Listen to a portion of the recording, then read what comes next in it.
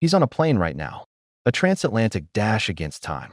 Prince Harry is reportedly in the air, racing toward London in a last-ditch, desperate attempt to stop a constitutional bulldozer that is already in motion.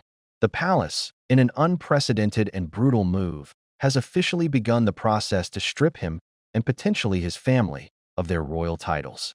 This isn't a threat anymore. This is happening.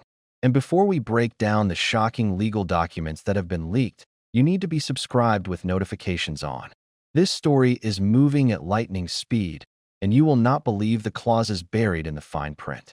This is the nuclear option, the final, irrevocable severance. For years, it's been a war of words, of memoirs, of interviews. But now, King Charles III has moved the conflict from the front pages to the law books.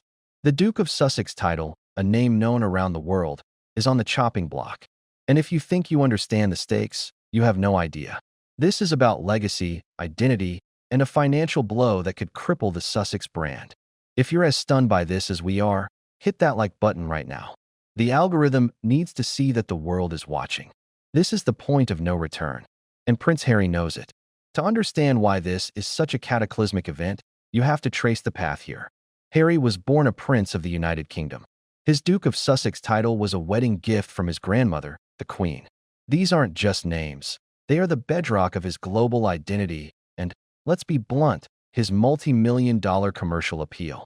Archwell, Netflix, Random House, they all signed deals with the royal prince. The unspoken agreement was that even in exile, they could trade on the royal mystique. The palace, until now, tolerated it. But sources say the constant commercial use of their titles, combined with repeated attacks on the institution, has crossed a red line for King Charles. The patience has run out. The monarchy is fighting for its survival, and it can no longer afford to have its brand weaponized against it. And while this drama unfolds, make sure you're sharing this video with one person who needs to see it. This is a historic moment, and everyone should be aware of what's happening behind the palace gates. This move has the full backing of the Prince of Wales. William sees this not as a personal attack on his brother, but as a necessary surgical strike to protect the integrity of the crown from what he views as relentless commercial exploitation and slander. This is a father and a future king, acting in what they believe is the best interest of the thousand-year-old institution they are sworn to protect. The sound of a legal document being unsealed, pages turning rapidly. So what do these leaked documents actually say? The language is dry, but the implications are explosive. First, the grounds for revocation. The papers cite a specific, previously obscure clause relating to the gross misuse and commercial exploitation of a peerage, arguing that Harry's use of his Duke of Sussex title to sell books and Netflix content constitutes exactly that. It frames his actions not as a family dispute, but as a breach of contract with the state.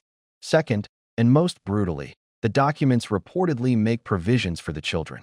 While Archie and Lilibet's princely titles were a matter of debate, they were always entitled to be known as Earl and Lady as the children of a duke. This legal move would strip those courtesy titles as well, fundamentally redefining their legal identities from birth. This is a multi-generational purge. Third, the financial fallout. Without the Duke and Duchess branding, their marketability takes a direct hit. Branding experts we've spoken to suggest their commercial value could plummet by as much as 60 to 70%. The Sussex royal dream would be officially, legally dead. This isn't just a slap on the wrist. It's an attempt to dismantle their entire commercial empire. The stakes are astronomical, and if you're following this financial angle, you need to be subscribed.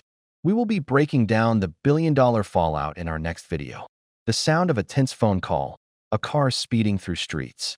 His strategy, according to insiders, is twofold. First, he will reportedly make a personal, face-to-face appeal to his father. He will argue that this action is vindictive, that it punishes his children for his own choices, and that it forever severs any hope of future reconciliation. He will likely play on the emotional bond, the last fragile thread connecting them. But his second, and more powerful, move will be legal. His team of British lawyers is preparing to argue that the titles, particularly the dukedom, were a gift from the crown, and that their removal without due process sets a dangerous constitutional precedent. They will argue this is a political punishment, not a legal one. They are preparing for a war in the courts that could drag on for years, creating a massive, embarrassing distraction for the king. The problem for Harry is that the king, as the fount of honor, holds this power. The law is likely on Charles's side, but the court of public opinion is another battlefield. Harry will try to frame himself as a son being disowned by a cold and ruthless institution. This is his last stand. And if you want to see how this high-stakes face-off plays out, share this video right now on all your platforms. Let's get this story the global attention it deserves. No matter the outcome, the damage is permanent. The bridge is not just burned, it has been vaporized. For William, this is the final act in the tragedy of the two brothers. There is no path back from this. For King Charles, he will forever be known as the monarch who formally exiled his own son. This slimmed-down monarchy will have been achieved through an act of brutal amputation. And for Meghan and the children, their connection to the British establishment will be legally erased. They will be private citizens in every sense of the word. The very thing they said they wanted, but on the institution's terms, not their own. It is the ultimate loss of control. Prince Harry is racing to London to save his family's legacy. But he may be too late. The machinery of the crown has been activated, and it is a force of nature. This is more than a title, it's an identity. And by the time this plane lands, his world may have already been fundamentally and irrevocably changed. The clock is ticking, the titles are on the line, and history is being written in real time. This is the biggest royal story of the decade.